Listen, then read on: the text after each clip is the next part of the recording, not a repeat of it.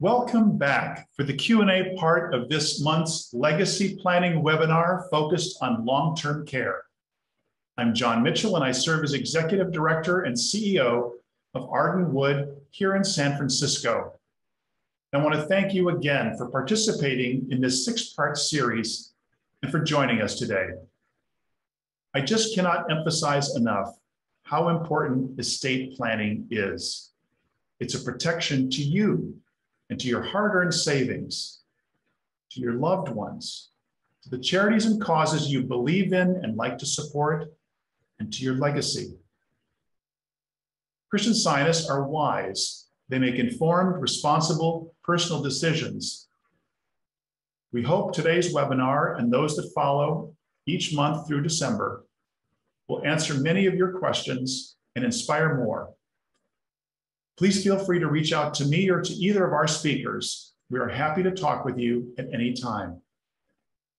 Finally, the content shared today is only informational. It is not intended to be legal advice. A replay of this presentation will be available on our website tomorrow morning. And now, let me reintroduce Jim Maher and Rick Bailey.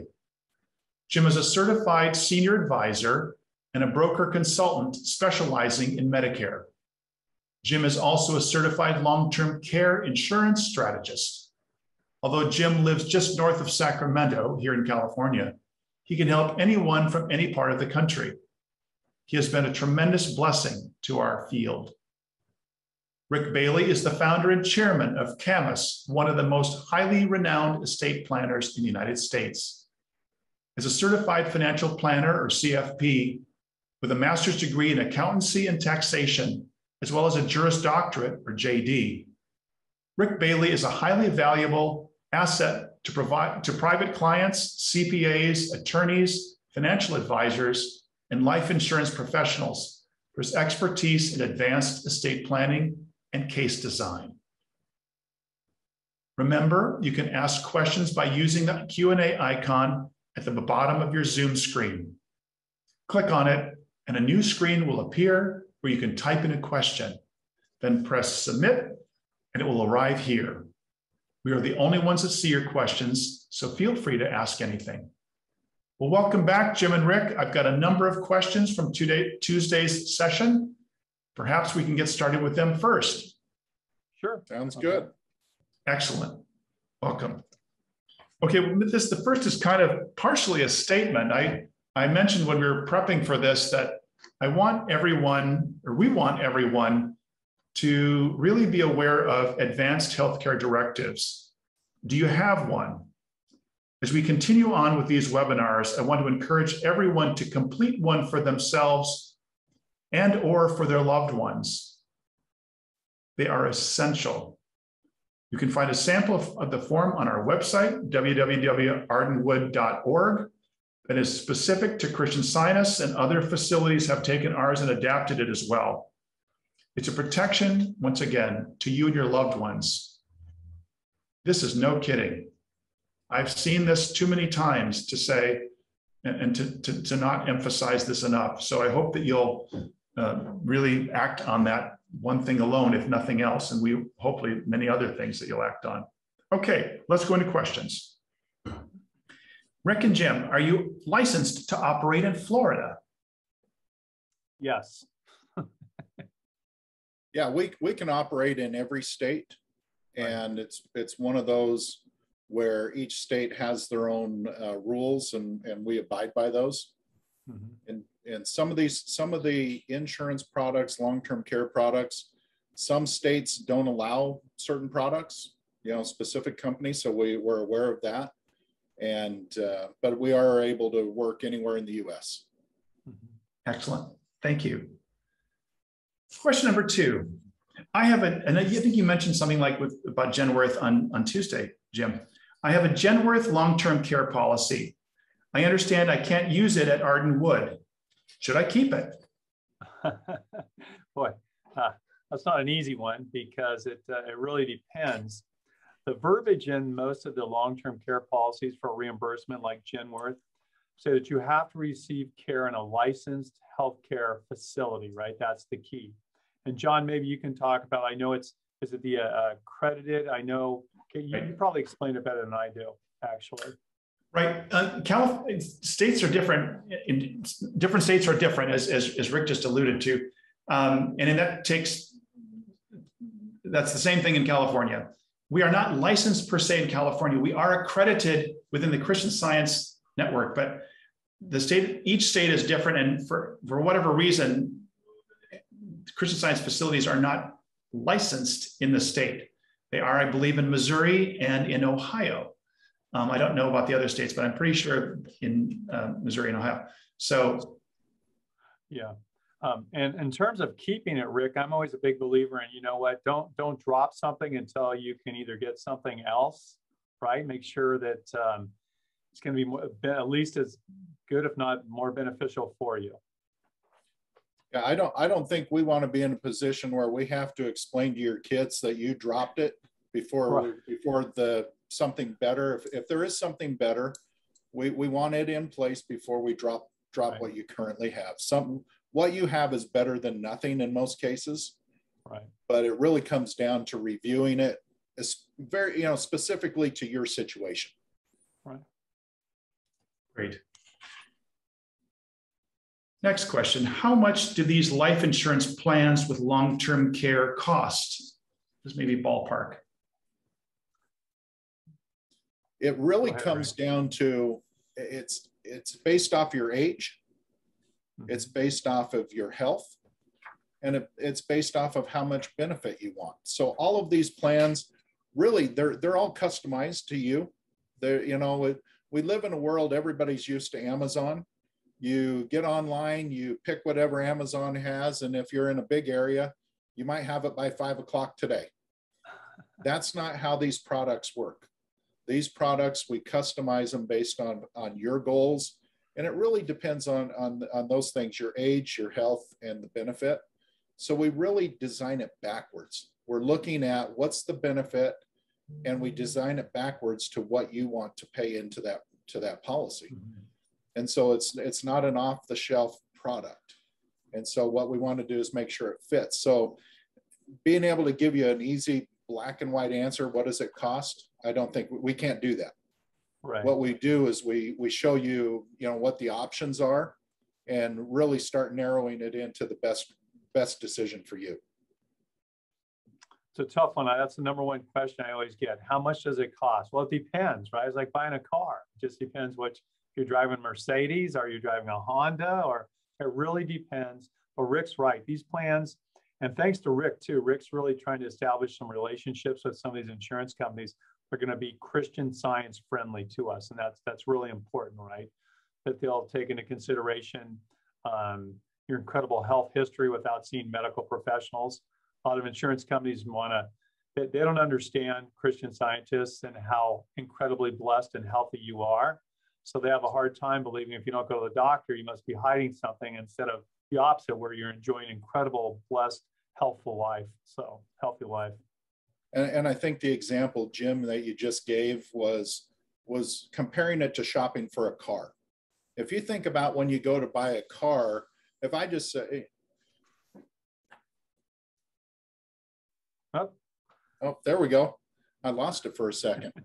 If you think about when you buy a car, if you just said, if I said, hey, I'm willing to sell you a car for $30,000, do you want to buy it? Yes or no? And the answer is, show me the sticker on the window. What does it, did you want an engine in it too? Or did you just want the car with 4 tires? And so you start looking at it, when you go shopping for a car, you find the right color, you find the right engine, you find the right interior, does it have the right radio for you? All of those things come into play when you're buying a car. Same thing happens here. What do you want into that policy? That's right. So that's why I say it's not a commodity, it's a plan. Right. And you know what, to take it one step further too, some states are easier to deal with than others. For example, there's some products that we can use for individuals living in New Jersey or Pennsylvania versus ones we can use for in California. So it really depends. Sometimes they're more beneficial. So it really depends on, like Rick said, what state you're in. So Absolutely. Thank you. Next question. You keep talking about life insurance and long-term care. I thought they were different. Why is life insurance good for me at my age, which is 74? Go ahead, Rick. You're older than me. I think it really comes back to, if you go back to what, I'll just say what my parents could have bought. They either bought a long-term care policy or they bought a life insurance policy. And a lot of times those life insurance policies, really it was, you bought it to benefit somebody after you passed away. A long-term care policy, the older style policies were a use it or lose it kind of policy. So what's nice today is that the companies, and a lot of these companies are called mutual companies, the policy owners own the company. So that's the company's looking to figure out how best can you use your money. So when we start taking these asset-based policies or hybrid policies, they're a long-term care policy built on a life insurance chassis. So what's good about that is if you die and never use the benefit, your kids get a life insurance death benefit there. If you need it for long-term care, the benefit can pay out tax-free for your long-term care. But sometimes circumstances change and you just need the cash or want to walk away, and there's cash value built up in that policy, and so you can walk away. So it allows you to use the policy the best way you need to at that time. And so combining the two in is a benefit to you, not a negative. I would totally agree. The number one objection I normally get, and I've been doing long-term care since the late 80s, but people, back then it was called nursing home care. That's how old I am, speaking of selling nursing home policies. But it's like, well, what if I never use it, Rick? I mean, I pay all this money out and I never use the policy. It just doesn't make sense. So that's why I'm a huge fan of these asset-based plans, right? So like you said, if you need it, you live and you need it, you've got 2 or 3 times normally what you put into the policy to use for care. If you pass away, my business partner passed away 2 years ago, and we've had long-term care for 20 years. It'll be fully paid up for me actually in 1 more year. But he passed away suddenly, 2 days in the hospital, and his wife came up and said, well, that's great. We've only been paying on that long-term care policy for 18 years. Glad we paid on that and we never used it, right? So that's what I hear from a lot of people. This asset-based plan, if my partner would have had the asset-based plan, his wife would have received a tax-free, let me tell you again, with the Biden tax plan, this is a tax-free benefit that would pay out to the spouse or the named beneficiary more than what he put in the policy because he never used the policy. So that's the number one objection I get all the time. Why should I pay into it forever and hopefully never use it? So I agree with Rick. I think they're great. It's the future with long-term care, I think. And I think anytime you do planning, you plan for your best, really what is the best case. You plan for the best case. We also want to plan for what happens if it's not the best case. There again, I always tell people when we look at our, into the future and look at what we think our retirement is, it's doing something fun with the family, golfing, on the beach, traveling, whatever it is. We never picture ourselves in a nursing home in a bed. And those what if things do come up. And so having a policy that can account for, if you live a long life and healthy, you can access that money if you need to. If you pass away early, your family gets the benefit. And if you do need the long-term care, that tax-free benefit's there to take care of you. The thing, we're not necessarily advocating for any of this, but in a way, it provides comfort because Christian Scientists are conflicted. I remember someone telling me once, well, if I get insurance, then I'm betting that I have a need, and the insurance company, in order to make money, is betting that I won't have a need. So that's kind of interesting. But what I like to think about it as, if it's in one's thought, and if you have, it enables one to get the care that they want. In terms of if you were to need care, it's very likely you won't need it. But if you were to need care, what care do you want and how do you want it paid for?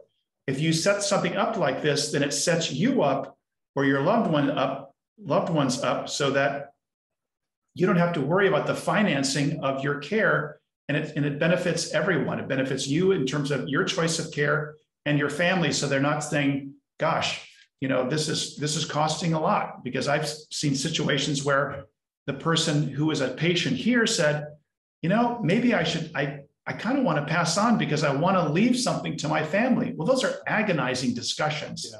Yes. Yeah. And I think that really goes into the planning part of this. If, it's one, and we've all had this, been in those situations where the decisions are, it's whether it's the kids looking at the money that's being spent. But a lot of times what I end up seeing is one spouse needs care, but the well spouse is still at home and could live significantly longer. So you start looking at that, and if all of your money is tied up for retirement, now what happens is that well spouse's retirement just went to care. And exactly. So now the well spouse doesn't have the money that he or she needs to continue her life or his life. And so it really becomes a balancing and planning for what could happen. And there again, what I like of these asset-based policies, we're really taking care of both spouses at the same time. Exactly. Wonderful. Next up, I have an annuity. How do I know if it's the kind that you were talking about? Can I use it for long-term care? The best answer to that is call us. Let us do a review. And we'll do a review and go through whether it's an annuity or whether it's a life insurance policy. We'll go through and help you understand what you bought, because we can't give you an answer and say, is it good, bad, until we actually look at it. But once we look at it, we'll explain to you what you have. And if it's the best thing for you, we're going to be happy to tell you that. Right. If it can be improved on, we'll tell you that too. But it's one, we want to make sure that you understand what you have. And we come across that a lot, where people have bought a life insurance policy or have bought an annuity and really don't know or understand what the benefits are. And so we'll walk you through that and help you understand it, and help you understand if there's better options available, and let you make an informed decision. I've run into quite a few Christian Scientists nationwide, speaking of Florida, several in Florida. And there's one particular annuity out there that I really like, Rick. I don't know if we're dropping names or anything, but that Global Atlantic policy has a tripler feature on it. For example, whatever amount you put in, if it was $50,000, for example, that long-term care benefit can turn into 3 times that amount. So an easier example is probably, I hate to say 100, but it's easy. 100,000 would turn into 300,000 if you can answer no to most of these health questions. So the good news from those scientists out there, I've yet to hear you answer yes to any of the questions. They're almost always no, but it's another option. I see a lot of people that have annuities that, gee, they bought 10, 15 years ago, and they've never used them. They don't intend on using them. It's just in case. And Rick, I know I believe, can we do a 1035 tax-free exchange on those from yes. an annuity to an annuity? So if they have an old one that doesn't have that feature, then we would be able to maybe possibly use that. Yeah, that's a good way to do it. And what it is, what Jim's talking about there, the IRS allows us to exchange one annuity for a new one. So if we can improve it, we can actually improve it without causing a tax problem. Right. Right. Now you get an annuity that works for you. And that's there again, annuities are not good or bad. What they really are is they're a tool. Think about all these as tools for your benefit. Let's just make sure we get the right tool. I remember back when I was going to college, I did work for a landscaping company, and I'd asked somebody, we had a temporary worker there helping us. I asked him to get me a shovel. He came back with a rake. Then I asked him, I said a shovel. He came back with a hoe. And I asked him, I said, do you even know what a shovel is? And he said, no. There again, it wasn't the tools problem. He just didn't know what he was looking for. Same thing with these annuities. We just want to make sure it's the right tool for you. Right. The other thing too, Rick, I know some of these annuities that people have had for quite a while have a gain, right? They may, if they put in 50 and now it's worth 110 or $120,000. If you do a 1035 tax-free exchange into one of the newer policies, what happens to that gain? If you use it for long-term care, do you have to account for that gain, or does that become tax-free? And actually, that's the beauty of this. So back up to the original annuity, and let's take that one first. Let's say that there was for easy numbers, so I can keep it straight in my head. Let's say there's 100,000 of gain in that policy. So you started out, you put 100,000 in, now it's grown to 200,000. Okay. If you take money out of that annuity, the first 100,000 of taxable gain comes out first. So you pay the tax first, you get what's tax-free second. So half of that policy is going to be taxable, whatever tax rate you're in. Now, if you pull that out to use it for long-term care, well, you don't have 100% of your money, you have whatever's left after paying the taxes. If we can do that tax-free exchange into an annuity that has long-term care benefits, and we're using it to pay long-term care, that comes out income tax-free no matter what. Yeah. So that's the beauty of setting it up right, is now when you need the care, 100% of that annuity is there for your care. Yeah. And which would be more beneficial instead of leaving it in the drawer? I think my father used to have it in the drawer, he'd blow the dust off, pull it out and say, I think these policies are good. Well, Dad, you've had them for 30 or 40 years. Yeah, I think they're pretty good. But a lot of times, if you can enhance it, why not take a look at it? That's all. If it can help you and your family, great. If not, you know what you have.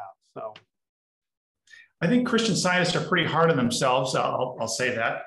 But it sounds like other non-Christian Scientists don't read their policies that well either. Is that fair? No. Yes, that's very fair. I would say the vast majority bought their policies, whether it's a life insurance policy or an annuity, put it in the drawer, and they, for the most part, don't realize what they bought. That's right. They remember what they thought was told to them, but they've never read and understood what was actually sold to them. So true. It's common across the board.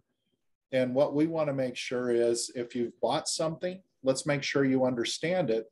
Then you can decide, is it the best fit for you now going forward? Mm-hmm. Perfect. In relation to that, there's a question that we've heard before, and we'll share it again. Can you give us a general idea of the fee that Jim or Rick charges? It's one where there's two answers to that. So it's one where if Jim and I are working on long-term care policies, life insurance, those types of things, we do that. We get paid by the company. That's how we get paid. I do, if I'm consulting on an estate plan or a legacy planning case, then I will charge a fee, but we'll go through. I want to make sure we review everything you're doing, that we get your goals, that we make sure I understand what you want to have accomplished.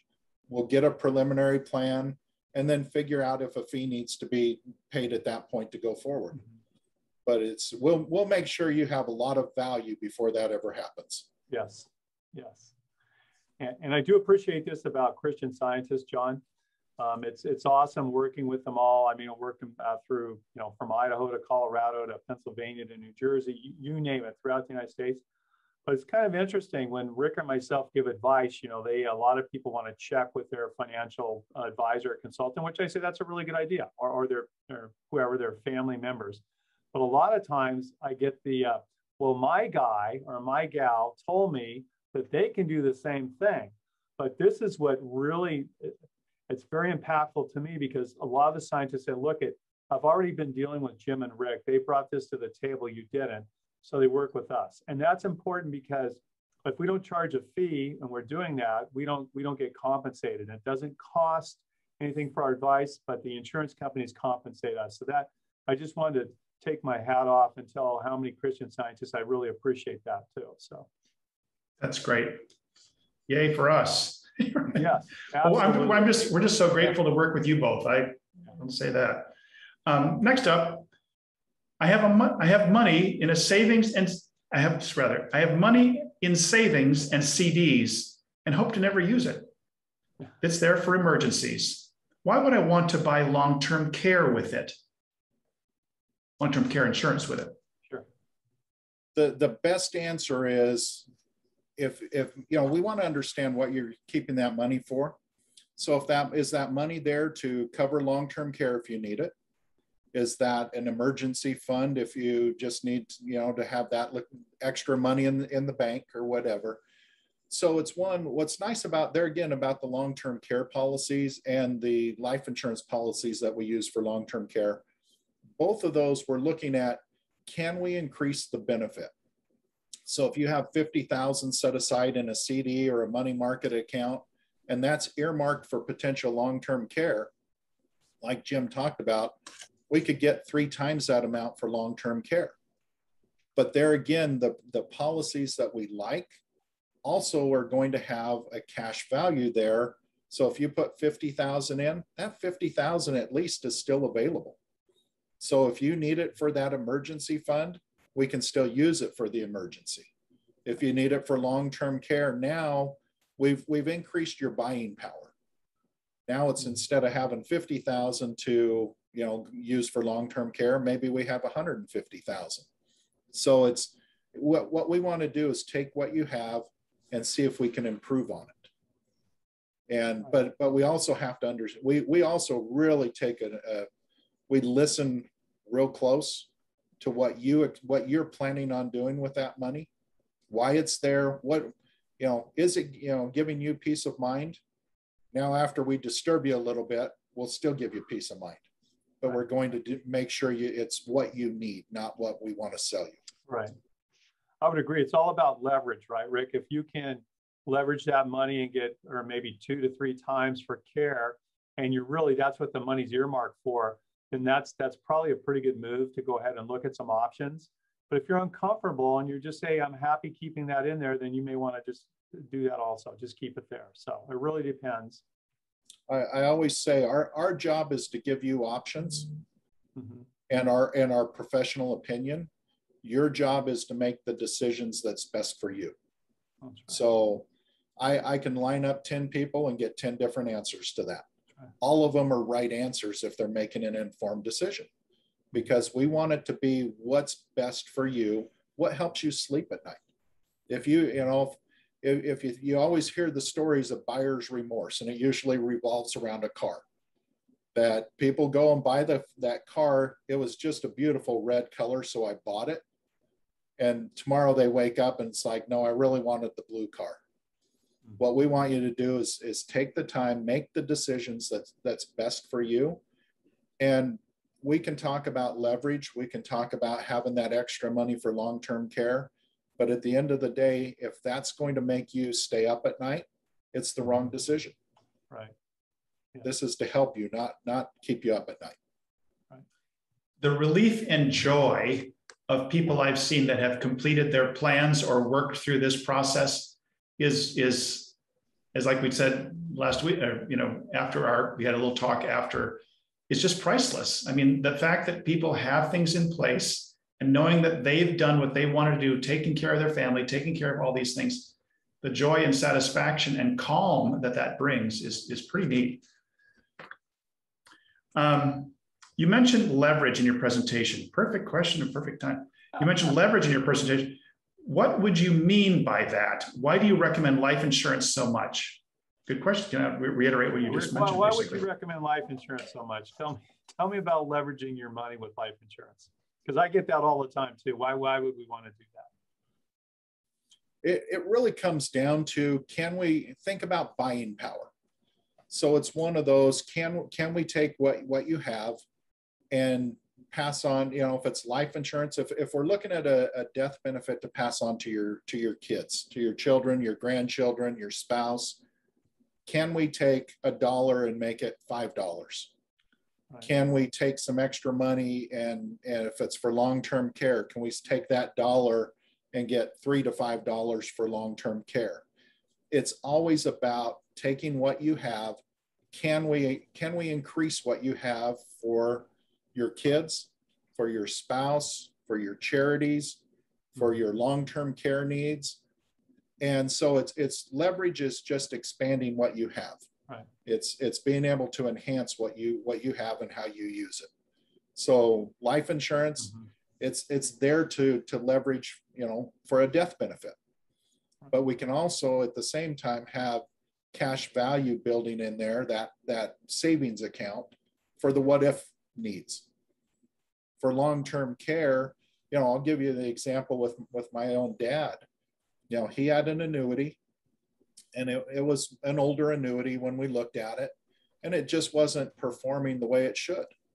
And so we went through and we turned $200,000 of annuity into $600,000 of long-term care benefit.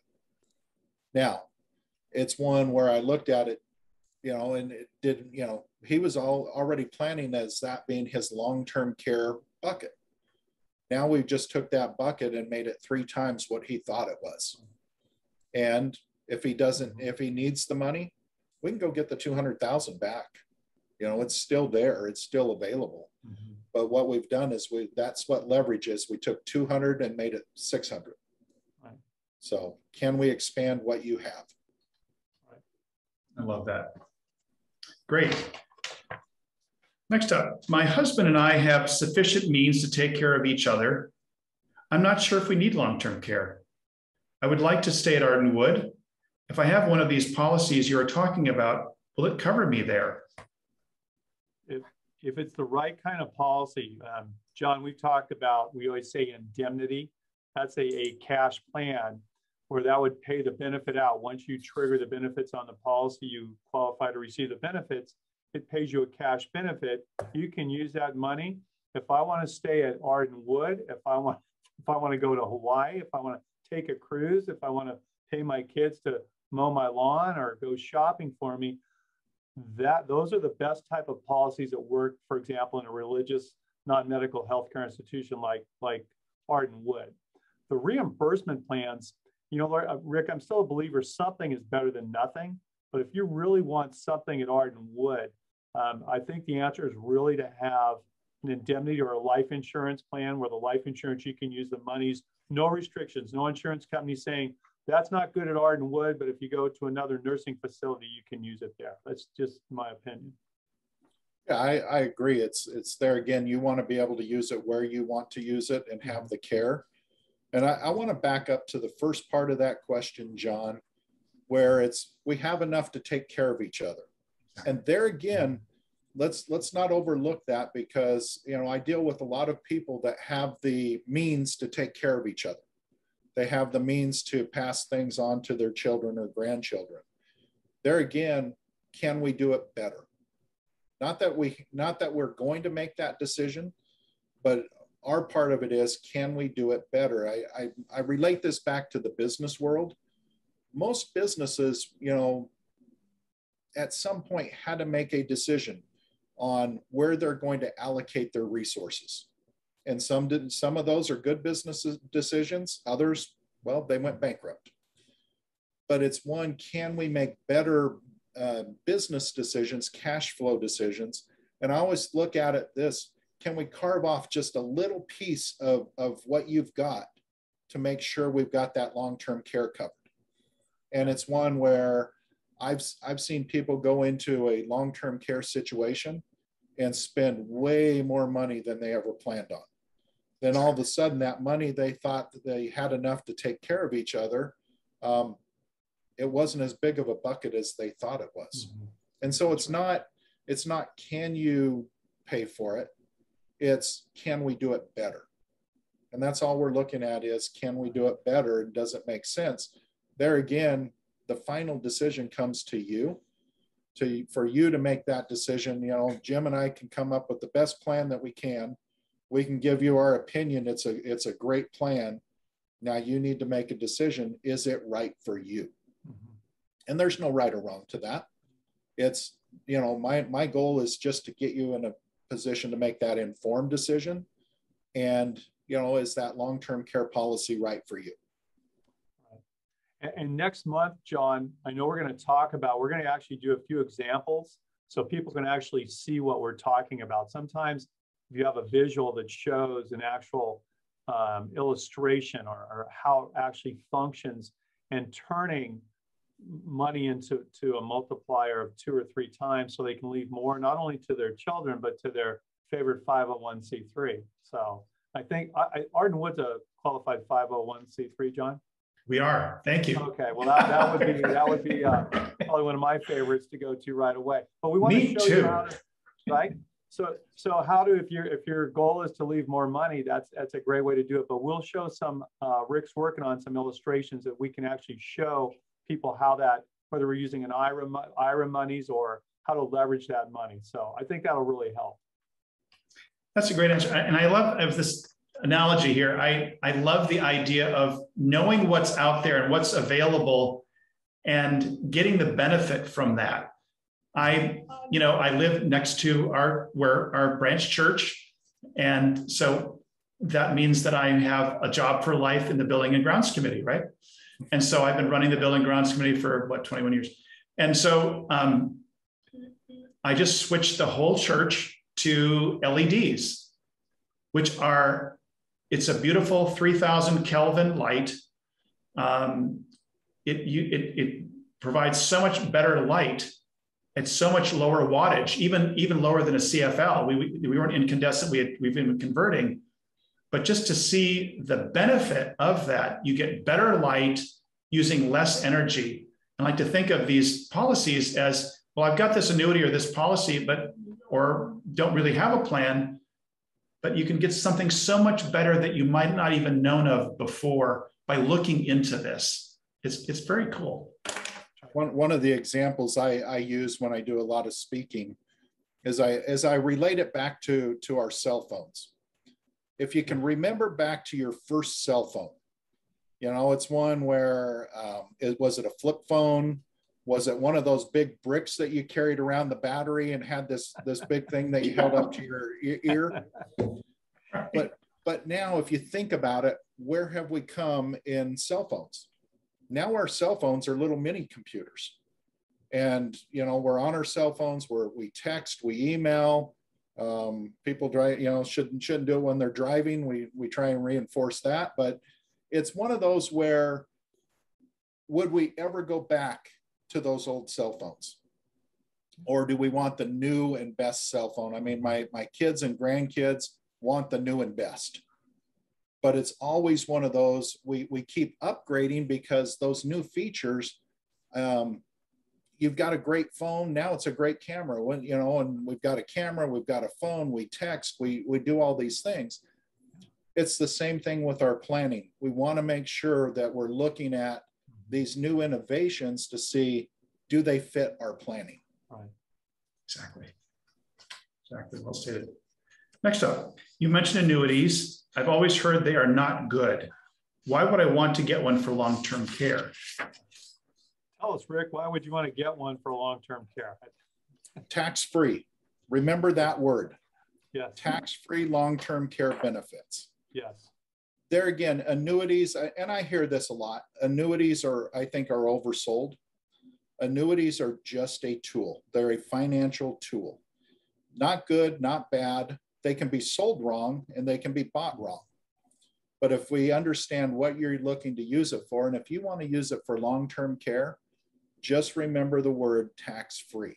Mm-hmm. And so if you've got an old annuity that's not right for you, there again, we can exchange it for one of the newer policies.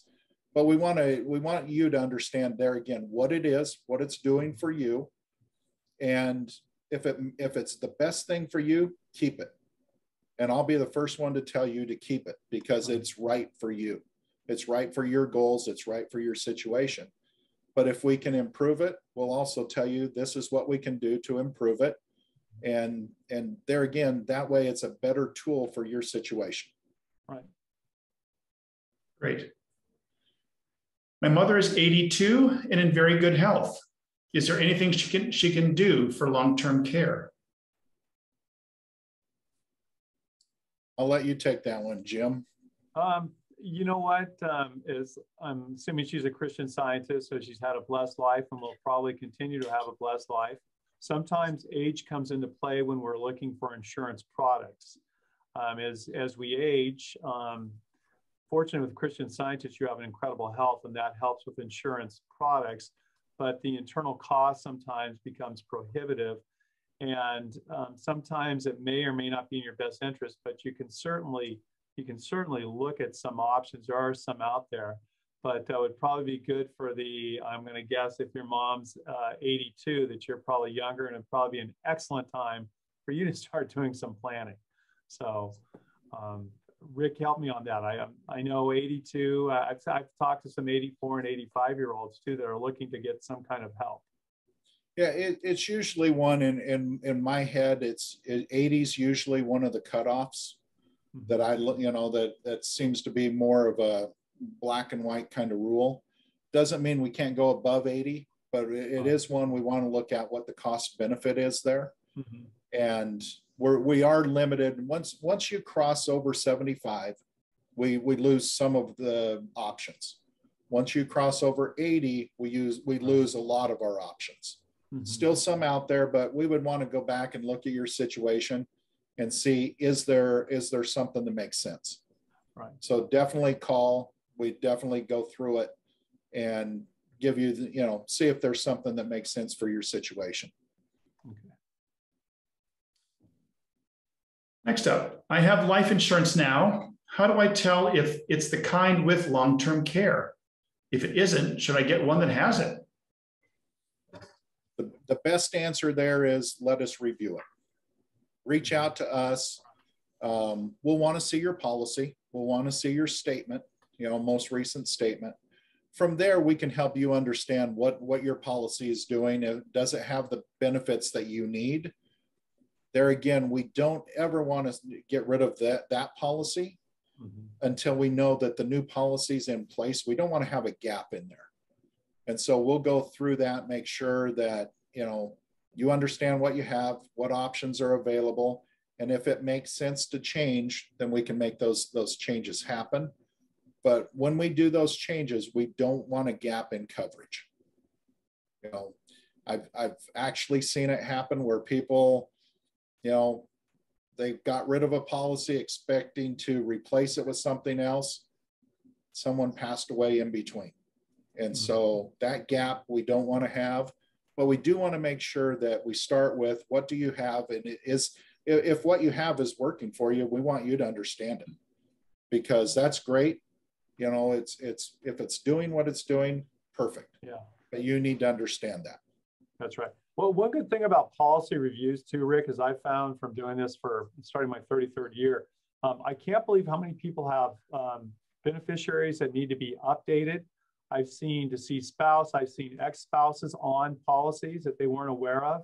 So it never hurts just to take out your policy, check it.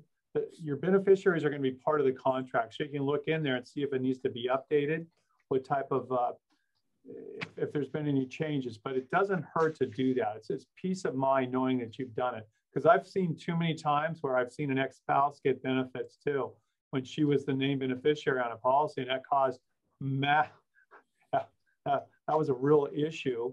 But I see it out there. So you have to check it out once in a while, right? Do a policy review. It's not hard to do. No one wants to do it. That's why it's not fun, but you do it and it's over with. I always thought every year or at least every 2 years to check your estate plans and that sort of thing. And I love the fact of running these plans by you both, because you know what to look for. Does it have this wording, or doesn't it have this wording? I mean, that's so key, because you can read these things and holy mackerel. Yeah.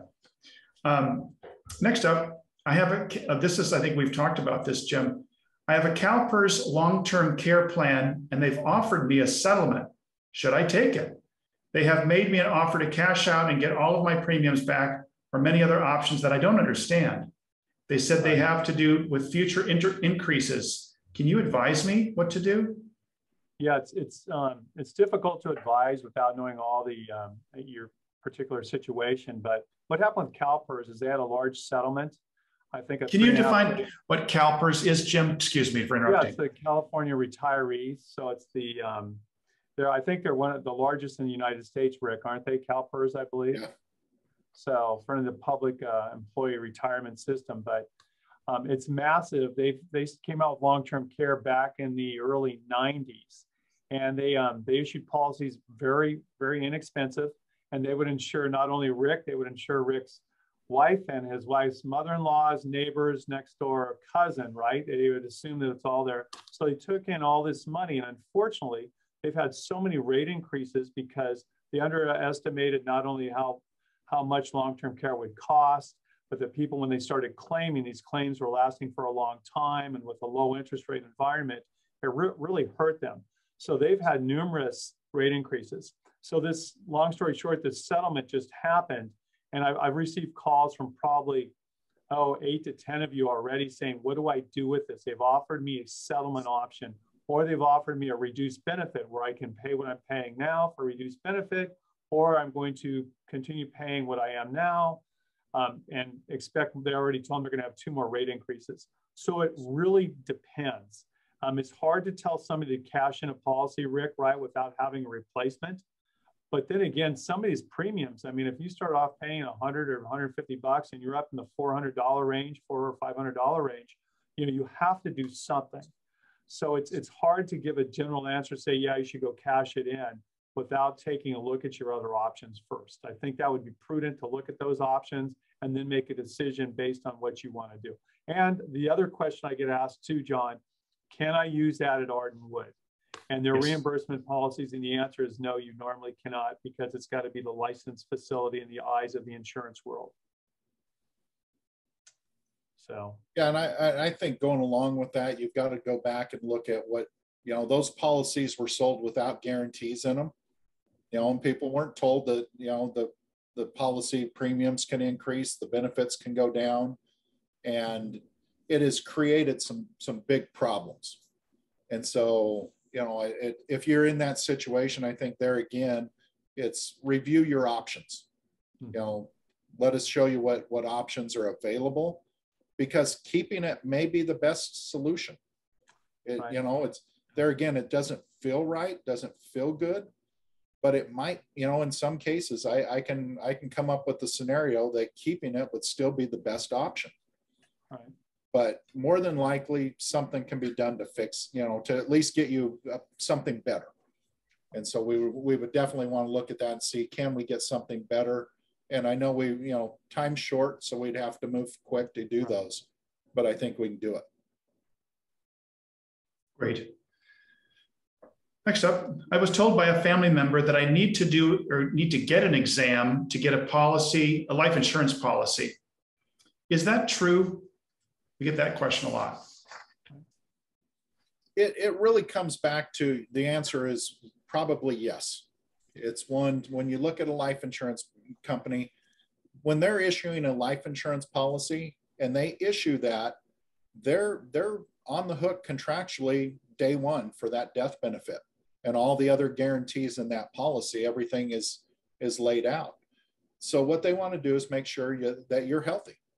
So they'll look at it and go back, and for most companies, you do what's called a paramed exam, where they're going to draw blood and just make sure that you're as healthy as you think you are. And the older you are, or the more benefits that's being put into that policy, the more they want to make sure that you are who you are. So yes, most of the times we do have to get an exam, but it's for the most part, it's a very non-invasive process. Right. And some of the companies that we've worked with, like I love Nationwide, so I'm just going to say, the problem Nationwide is the cutoff is age 70, but under that, I mean, they'll actually do a phone interview for their policies, and most of the scientists that I've worked with are so, they're so healthy that they don't require that or request that. So that's been a real benefit of working with Nationwide, quite honestly. And Rick's got a couple others we're working on too, to make sure to see if we can alleviate getting that exam. So if we can do a phone interview, that would be great. Worst case scenario, they come out and they put the scale down and they ask you your height and weight, and they want to make sure it's proportionate. things like that. But I've done them several times, and they're not a big deal. So great. Next up, I have a traditional long-term care policy where there is no limitation on the time period in which benefits can be paid. Can these same unlimited benefits be achieved with the hybrid long-term care / life insurance policies you presented a couple of days ago? Yes, and there's cutoffs for the lifetime benefits. So the younger you are, the more options we have. But yes, there's companies that have unlimited lifetime benefits. Now, the older you get, those policies may be too expensive. So we want to look at, what are the options, and there again, be realistic about how long the care really needs to be. I think it's one, sometimes peace of mind is lifetime benefits no matter what. Sometimes the checkbook says that's unaffordable.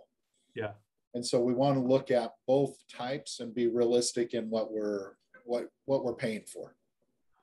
I totally agree. I mean, I've seen so many agents sell people lifetime benefits because that was, they're selling the highest benefits so that they generated the most commission, quite honestly. I've seen that. I'm not a huge believer in lifetime benefits. I think that if you've got anywhere from a 4 to 6 year policy, Rick, that probably covers 80 to 90% of your exposure for most people, right? Because it's not about going into a nursing home. It's about staying home. That's where care happens first. You stay at home until you need some more assistance. And if you're doing residential care, assisted living, or Ardenwood. So it kind of progresses like that. But I've done this a long time. I haven't seen very many lifetime claims. I know people worry about Alzheimer's or dementia, but even then, I think a lot of those policies, quite honestly, were oversold, and I don't think lifetime benefits were appropriate a lot of times. And I know everybody from Genworth is cringing, going, "Oh no, that's what we sold." So okay. I think, if you go back and look at it, I think what you start looking at is I think it's getting the options out there. And what I would almost look at is, can I get a cost of living increase in that benefit? That might be more important than a lifetime benefit. But there again, the younger you are, the more options there are, and the more affordable those options can be. So it's really looking at what's best for you and what's, letting you make that decision. If peace of mind is unlimited lifetime benefits, then that's the right answer. Well, we just have one more question, unless anybody else has them. Timing's pretty good. We're kind of coming to the end of the hour here at 4:52. Can you name a long-term care policy which specifically mentions Christian Science? I know there used to be some out there, like with Mutual of Omaha, I had a long particular rider for Christian Scientists. I know there were a couple other Christian organizations, John, that had them, but that's the only one I'm aware of. But I don't believe they're issuing that any longer. I think that's been long gone for quite a while. So I'm not sure. I know Thrivent's another Christian company that I deal with, and they don't have that rider on their policy either. But I know at one time there were some. I know that I can just say one thing that I've learned through this process over the years is that people think that, they're not offered them to Christian Scientists. My experience is that many companies did offer them to Christian Scientists, but Christian Scientists did not buy them. And people in an organization, you don't typically sell something that if people aren't buying it, it gets taken off the shelf. Exactly. And so if we get a policy or with something that's available to Christian Scientists, it would make sense to avail ourselves of it if we so choose, because otherwise, if people aren't buying it, they'll pull it. That's right. So yeah, and I think that's where we go back to the indemnity clause that these policies now have. So you get the money, you can spend it however you want, how you want, where you want. Do you want it at an Ardenwood? Do you want your care being done at home? Do you want I did come across one, it's been a couple of years ago. They had a very detailed plan, and their plan was their daughter-in-law was going to take care of them. And but it was a true reimbursement policy. I said, is your daughter-in-law a licensed nurse? They said no. She was a secretary. And I said, your plan that you have doesn't match up to what you bought. Mm-hmm. And so the same thing happens now. Is what I like there again about the indemnity policy. It really, you don't need the Christian Science, writer in there, because it allows you to use this policy however you want. They're going to give you the money. Your family spends it according to how you want your care taken care of. Great. Well, we've covered a lot this afternoon. Thank you, Rick and Jim, for answering so many good questions. And thank you one and all again for joining us today. We look forward to seeing you next month to address another aspect of legacy planning, life insurance alternatives. It will be on Tuesday, September 14th, then the question answers on Thursday, September 16th. So please invite your friends. And once again, thank you, Jim and Rick, and goodbye for now. Our pleasure. Thank you. See you.